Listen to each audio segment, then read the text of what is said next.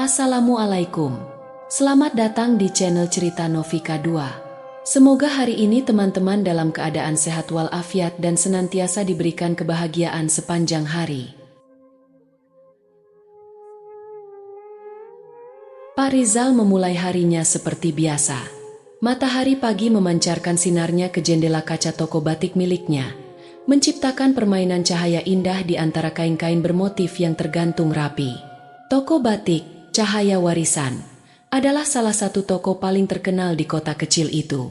Dengan desain tradisional yang dikombinasikan dengan sentuhan modern, toko ini menarik perhatian pelanggan dari berbagai penjuru, termasuk wisatawan yang melintasi kota.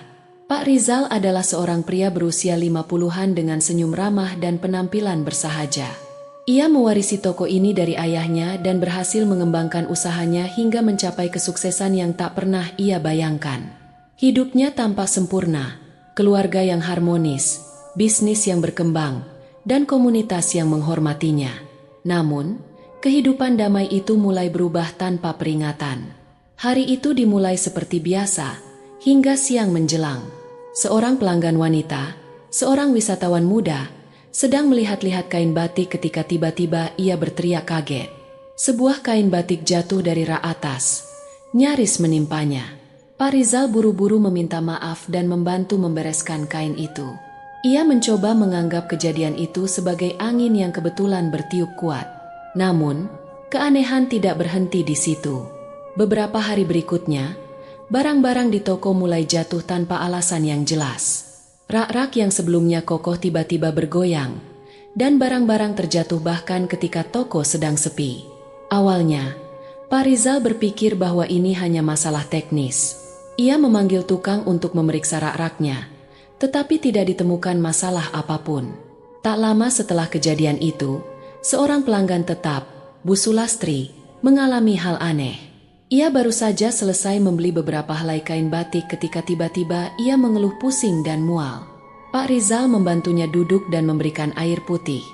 Tetapi kondisi Bu Sulastri semakin memburuk.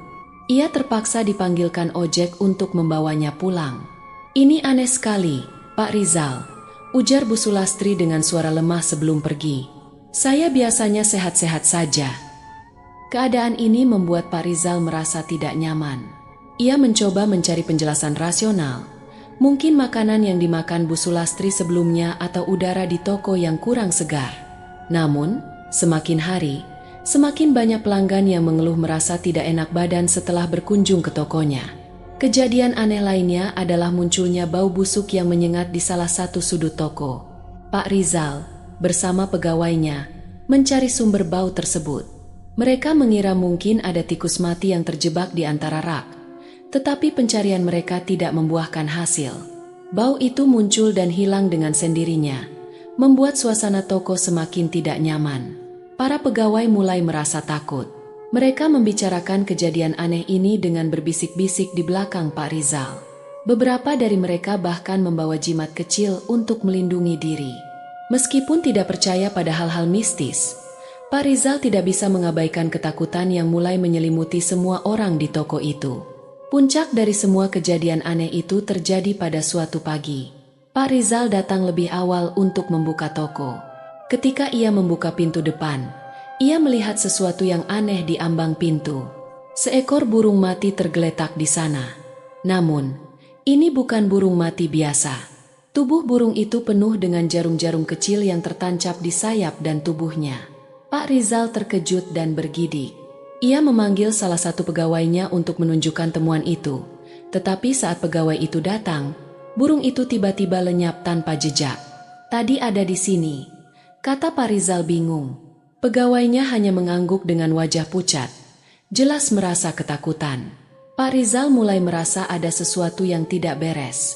Ia tidak ingin mempercayai hal-hal gaib. Tetapi situasi ini semakin sulit dijelaskan dengan logika. Bau busuk, barang-barang yang jatuh, pelanggan yang sakit, dan kini burung mati yang penuh jarum. Semua itu mulai menggoyahkan ketenangan hatinya. Malam itu, untuk pertama kalinya, Pak Rizal tidak bisa tidur. Ia terus memikirkan kejadian-kejadian aneh yang menimpa tokonya. Ia bertanya-tanya, apakah ada seseorang yang mencoba mencelakainya? Apakah ini bentuk persaingan bisnis yang tidak sehat? Atau mungkinkah ada sesuatu yang lebih gelap sedang mengincarnya? Pagi itu, Pak Rizal membuka tokonya dengan perasaan yang masih bercampur aduk. Meskipun sinar matahari pagi menembus kaca jendela, menciptakan pantulan motif-motif batik yang indah, ada sesuatu yang tidak biasa di udara. Pak Rizal mulai merasa bahwa toko yang selalu menjadi tempatnya mencari nafkah kini menjadi sumber kecemasannya. Saat ia mengatur ulang beberapa kain batik di rak depan, ia melihat seorang nenek tua yang berjalan pelan melintasi toko. Wanita itu membawa baku rotan besar di punggungnya, dengan beberapa bungkus nasi tersusun rapi di dalamnya. Penampilannya sederhana, dengan kebaya lusuh dan kain panjang yang membalut tubuh kurusnya. Namun, ada sesuatu tentang nenek itu yang menarik perhatian Pak Rizal. Cara ia memandang toko, seolah sedang mengamati sesuatu yang tak terlihat oleh mata biasa. Nenek itu berhenti di depan toko Pak Rizal. Dengan suara serak namun ramah, ia bertanya, "Pak, apa mau beli nasi bungkus? Murah saja, untuk sarapan pagi." Pak Rizal, yang sejak pagi belum sempat makan, berpikir tawaran itu tepat waktu. Ia mengangguk dan membeli 2 bungkus nasi dari nenek itu. Sambil menyerahkan uang, ia memperhatikan mata nenek tersebut. Mata itu terlihat tua, namun penuh dengan pengalaman dan, anehnya, seolah menyimpan rahasia. "Toko ini bagus sekali," kata nenek itu tiba-tiba. Suaranya terdengar pelan namun jelas.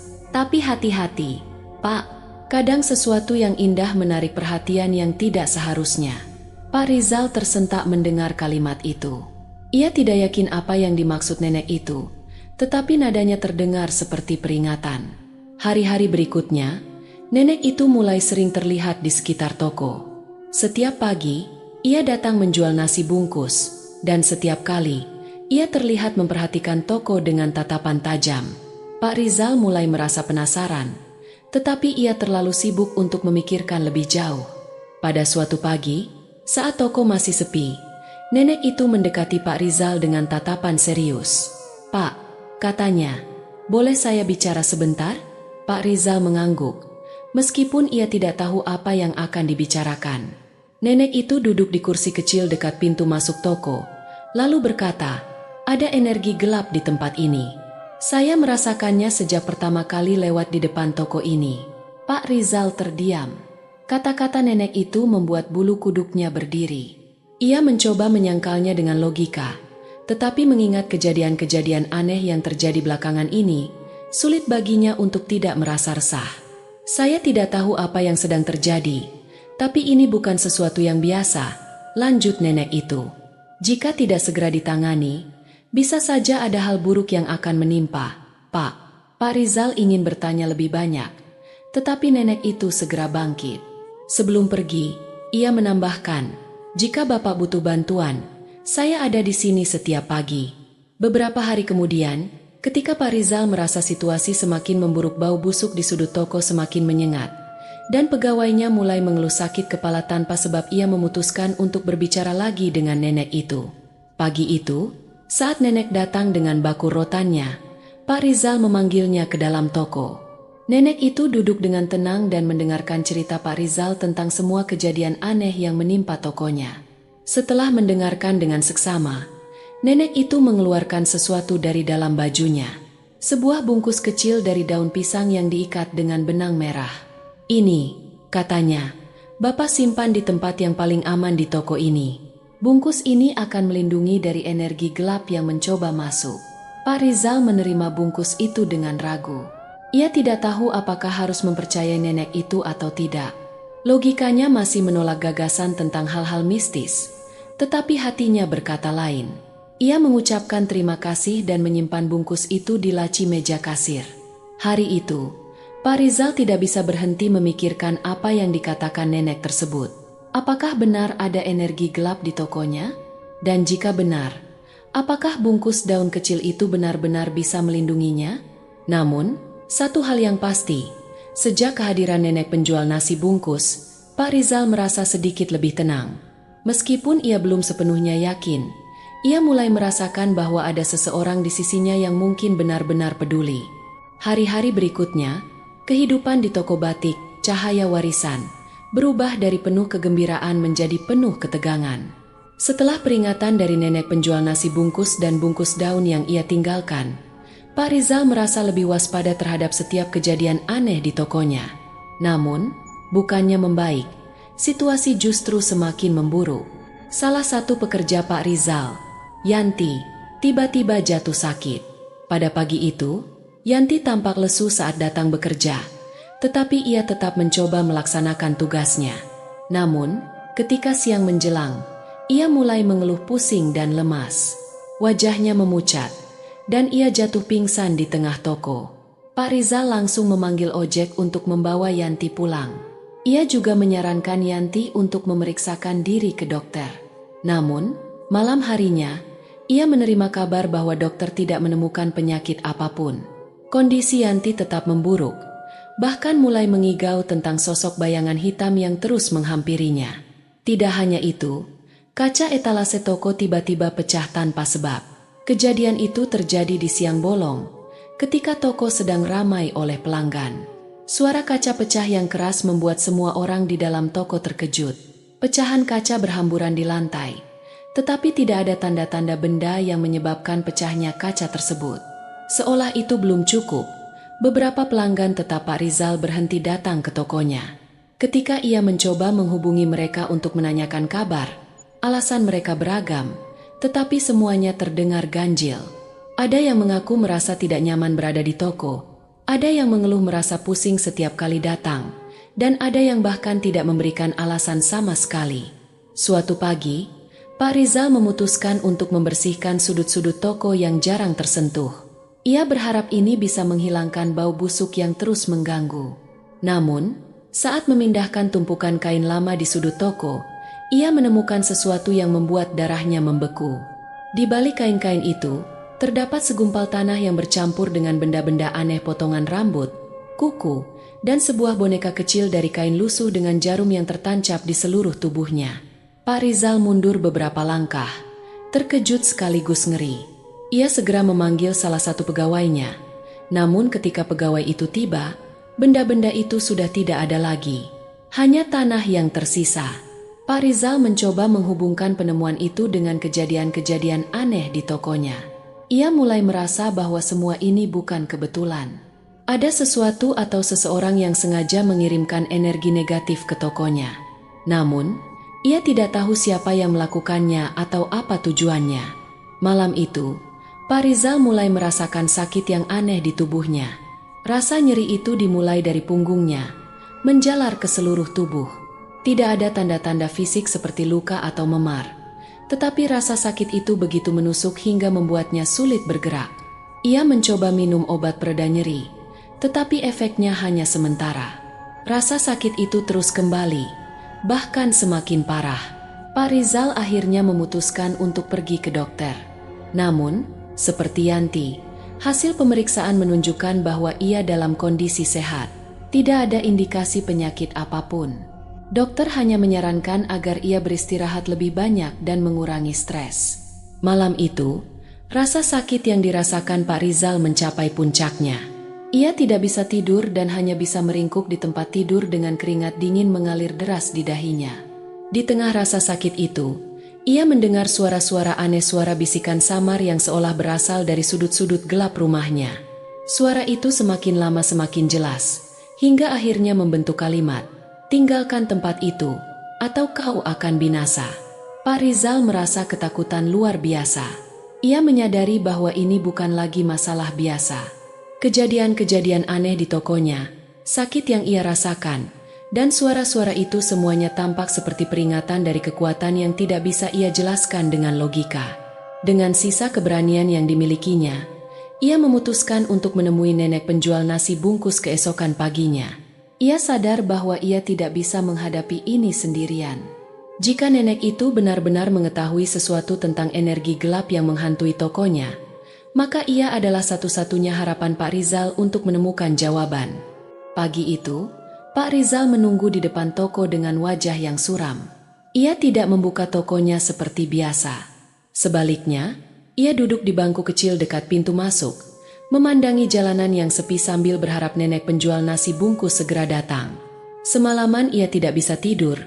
Rasa sakit misterius itu hanya sedikit mereda, tetapi bayangan suara-suara aneh masih membekas di pikirannya. Tepat saat matahari mulai naik, nenek tua itu muncul di ujung jalan. Dengan langkah pelan dan bakul rotan di punggungnya, ia berjalan mendekat. Pak Rizal segera berdiri dan melambai padanya. "Nek, saya butuh bantuan," kata Pak Rizal dengan nada penuh permohonan ketika nenek itu mendekat. Nenek itu memandangnya dengan tatapan tajam namun penuh pemahaman. "Saya tahu, Nak, apa yang kamu alami bukan hal kecil. Mari kita bicarakan di dalam." Di dalam toko, nenek itu duduk di kursi kecil yang biasa dipakai pegawai. Ia mendengarkan cerita Pak Rizal dengan seksama. Pak Rizal menceritakan semua kejadian aneh yang terjadi, mulai dari kaca yang pecah, pekerjanya yang jatuh sakit, hingga rasa sakit misterius yang ia alami. Wajah nenek itu tetap tenang, tetapi tatapannya menunjukkan bahwa ia mengerti lebih banyak dari yang Pak Rizal bayangkan. "Apa yang kamu alami adalah bentuk santet," ujar nenek itu dengan suara pelan namun tegas. "Ini bukan hal baru bagi saya. Dulu, saya sering membantu orang-orang yang menghadapi masalah seperti ini. Saya bisa mencoba membantu, tetapi kamu harus percaya dan mengikuti apa yang saya katakan." Pak Rizal terdiam sejenak. Ia tidak pernah membayangkan akan berada dalam situasi ini. Namun, mengingat semua yang telah terjadi, ia merasa tidak punya pilihan lain. Ia mengangguk. "Apapun yang perlu dilakukan, Nek, saya akan lakukan." Nenek itu segera mulai mempersiapkan ritualnya. Dari dalam bakul rotannya, ia mengeluarkan beberapa benda, daun kelor segar, botol kecil berisi air yang katanya air suci, dan seikat kemenyan. Pak Rizal memperhatikan semua itu dengan rasa penasaran bercampur gugup. "Saya akan membersihkan toko ini dari energi gelap," kata nenek itu. "Tapi kamu harus tetap tenang. Apapun yang terjadi, jangan panik." Ia memulai ritual dengan menyalakan kemenyan dan mengucapkan mantra dalam bahasa yang tidak dipahami Pak Rizal. Suaranya rendah dan berirama, seperti nyanyian yang menyerukan kekuatan dari dunia lain. Asap kemenyan mulai memenuhi ruangan, menciptakan suasana yang aneh tetapi tidak sepenuhnya tidak nyaman. Nenek itu kemudian mengambil daun kelor dan mencelupkannya ke dalam air suci. Dengan gerakan lambat dan hati-hati, ia memercikan air tersebut ke setiap sudut toko sambil terus melantunkan mantra. Pak Rizal berdiri diam, mengikuti setiap gerakan nenek itu dengan mata lebar. Ketika nenek itu mencapai bagian tengah toko, suasana tiba-tiba berubah. Udara di sekitar mereka menjadi dingin, dan lampu toko mulai berkedip-kedip. Pak Rizal merasa bulu kuduknya berdiri, dan ia merasakan kehadiran sesuatu yang tidak terlihat. Tiba-tiba, benda-benda di toko mulai bergerak. Kain-kain batik yang tergantung di rak melayang seolah tertiup angin kencang, padahal pintu dan jendela tertutup rapat. Rak-rak bergetar, dan suara keras terdengar ketika beberapa barang jatuh ke lantai. "Jangan panik," teriak nenek itu sambil melanjutkan mantra. Ia mencelupkan tangan ke dalam air suci dan memercikannya ke arah rak yang bergetar.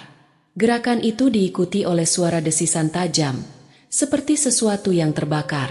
Pak Rizal mundur beberapa langkah, mencoba menghindari benda-benda yang beterbangan. Ia melihat nenek itu tetap tenang, meskipun situasi semakin kacau. Bau menyengat seperti belerang mulai tercium, membuat udara di toko semakin pengap. Nenek itu mengangkat suaranya, melafalkan mantra dengan lebih keras dan penuh kekuatan. Ketika ia memercikan air suci ke lantai, sebuah bayangan hitam muncul sekejap di tengah toko, lalu menghilang dengan jeritan melengking yang membuat telinga Pak Rizal berdenging. Saat itu juga, semuanya berhenti. Lampu toko kembali menyala dengan normal, udara menjadi hangat kembali, dan semua benda yang melayang jatuh ke lantai. Suasana menjadi sunyi, hanya terdengar suara napas Pak Rizal yang terengah-engah. Nenek itu berdiri tegak, meskipun tubuhnya yang kecil terlihat lelah. Ia menatap Pak Rizal dengan senyum tipis. "Untuk sementara, tempat ini sudah aman. Tapi kamu harus tetap berhati-hati. Yang mengirimkan santet ini pasti tidak akan menyerah begitu saja." Pak Rizal mengangguk, meskipun pikirannya masih dipenuhi oleh apa yang baru saja terjadi. Ia merasa lega tetapi juga takut akan apa yang mungkin terjadi selanjutnya. "Nek, terima kasih," katanya dengan suara gemetar. "Saya tidak tahu apa yang akan terjadi tanpa bantuanmu." Nenek itu hanya tersenyum dan menepuk bahu Pak Rizal dengan lembut. "Beristirahatlah, Nak. Kamu butuh kekuatan untuk menghadapi apapun yang akan datang." Setelah kejadian ritual pembersihan yang dilakukan oleh nenek, suasana di toko batik Cahaya Warisan terasa lebih tenang untuk beberapa hari. Namun, Pak Rizal tidak bisa mengabaikan firasat buruk yang terus menghantuinya. Ia tahu bahwa ancaman itu belum sepenuhnya hilang. Dan firasatnya terbukti benar ketika kejadian aneh kembali terjadi. Kali ini dengan intensitas yang jauh lebih mengerikan. Malam itu, Pak Rizal memutuskan untuk tidur di tokonya. Sebuah keputusan yang jarang ia buat. Ia merasa bahwa keberadaannya akan membuat toko lebih aman, meskipun ia tidak tahu bagaimana caranya. Dengan lampu-lampu yang dibiarkan menyala, ia berbaring di sebuah sofa kecil di ruangan belakang, mencoba mengabaikan kegelisahan yang membekapnya. Sekitar tengah malam, ia terbangun oleh suara yang tidak wajar. Sebuah ketukan berirama terdengar di dinding toko, diikuti oleh suara seperti benda berat yang diseret di lantai. Pak Rizal duduk tegak. Matanya membelalak dalam kegelapan. Jantungnya berdegup kencang saat ia mendengar suara itu semakin mendekat ke arah ruang belakang. Ia meraih ponsel dan menelepon nenek. Suaranya gemetar saat ia berbicara. "Nek, tolong, ada sesuatu di sini. Saya tidak tahu apa itu, tapi saya takut." Tanpa banyak bicara, nenek mengatakan ia akan segera datang. "Tahan di sana, Nak. Jangan keluar dari ruangan itu sampai saya tiba." Ketika nenek tiba, suasana di toko sudah berubah drastis. Hawa dingin menyelimuti ruangan, seperti udara di puncak gunung. Suara-suara aneh terdengar dari sudut-sudut gelap, dan bayangan-bayangan bergerak seolah hidup. Nenek masuk dengan tenang, membawa seikat daun kelor yang lebih besar, botol air suci, dan sebuah tongkat kecil berukir yang terlihat antik. "Ini adalah serangan terakhir," ujar nenek dengan suara rendah. "Pelaku santet tidak ingin kita menang."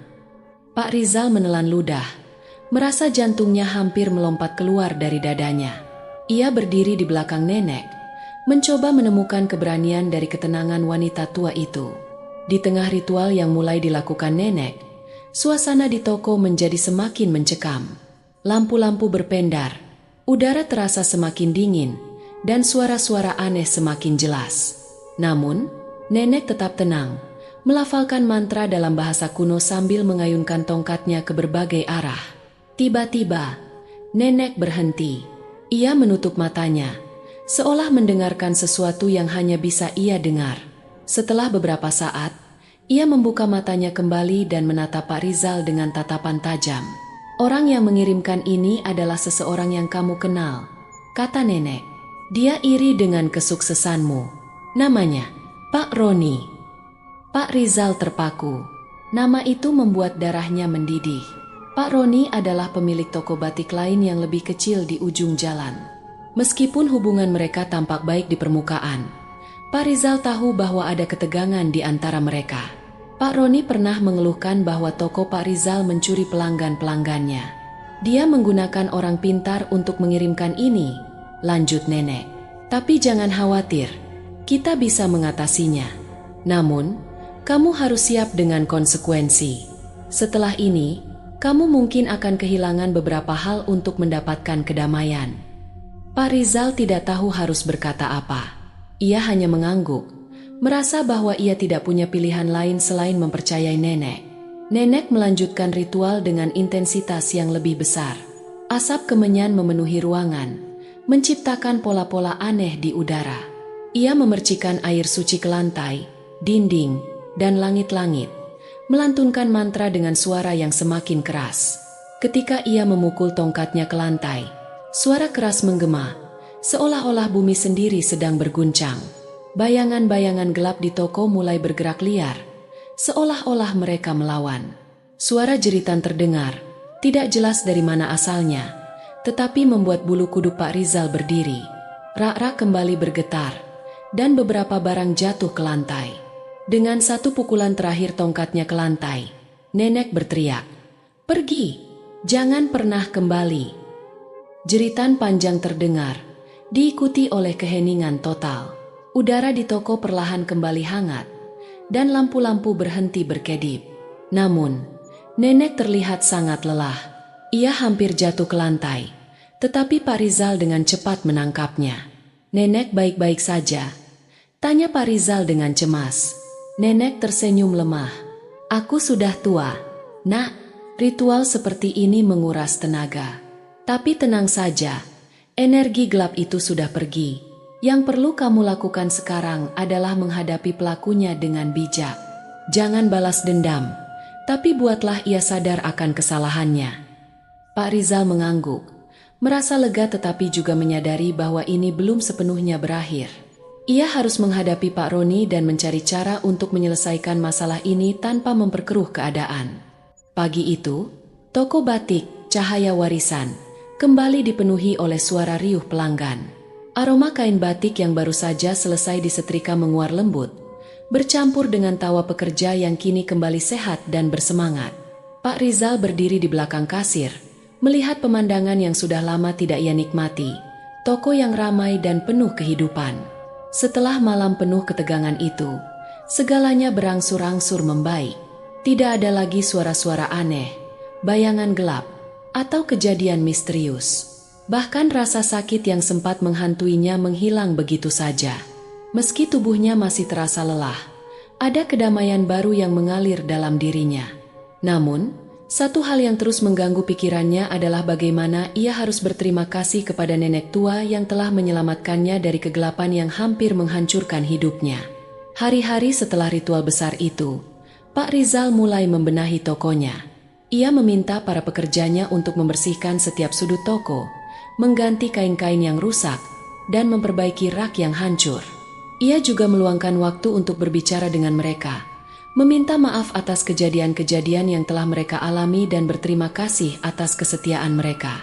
"Mungkin toko ini tidak akan ada lagi tanpa kalian," ujar Pak Rizal dengan suara penuh emosi. Para pekerja hanya tersenyum, memahami bahwa kata-kata itu keluar dari hati yang tulus. Dalam seminggu, toko kembali normal.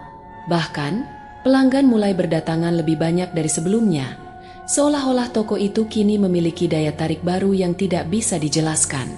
Suatu pagi, Pak Rizal melihat nenek tua itu kembali berdiri di depan tokonya, membawa bakul nasi bungkus seperti biasa. Ia segera keluar dan menyapa nenek dengan penuh semangat.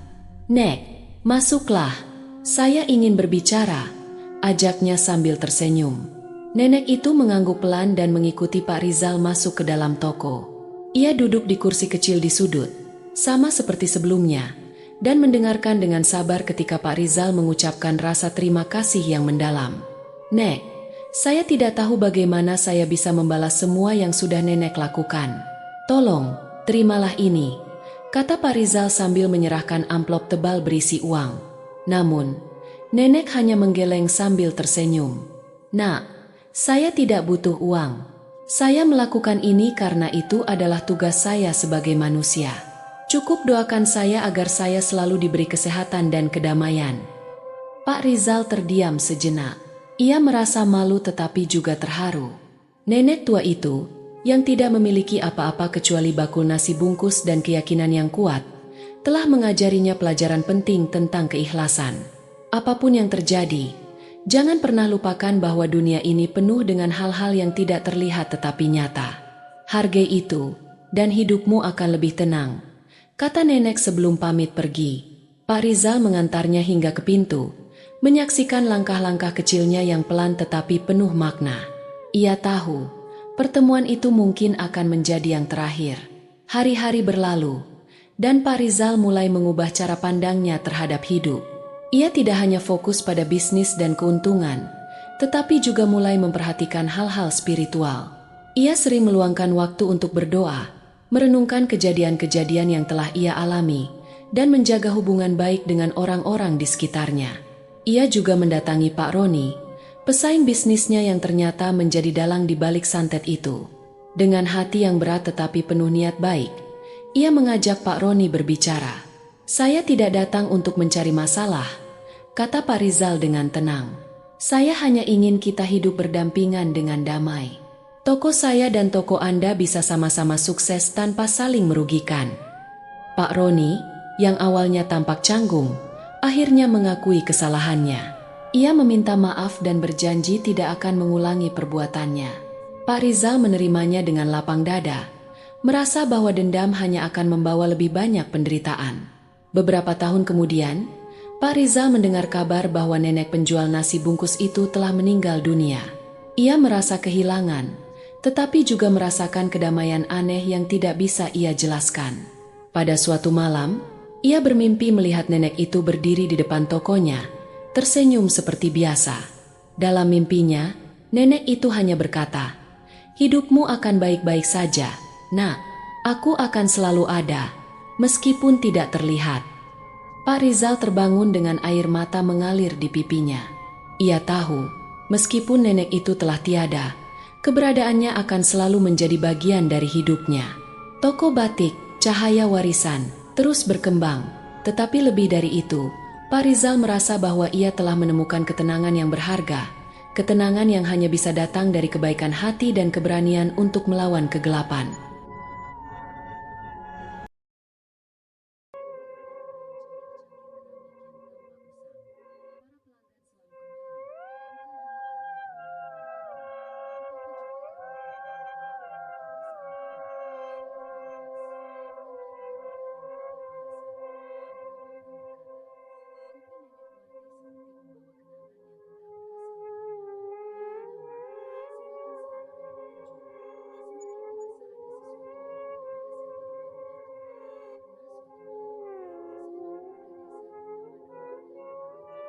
Demikian cerita hari ini. Semoga teman-teman dapat terhibur dan dapat mengambil hikmah kebaikan isi di dalamnya. Jangan lupa juga bagikan cerita ini kepada teman-teman yang lain agar mereka juga bisa mendapatkan hiburan yang sama. Mohon maaf apabila ada kesalahan kata dan ucapan kami dalam membacakan cerita ini.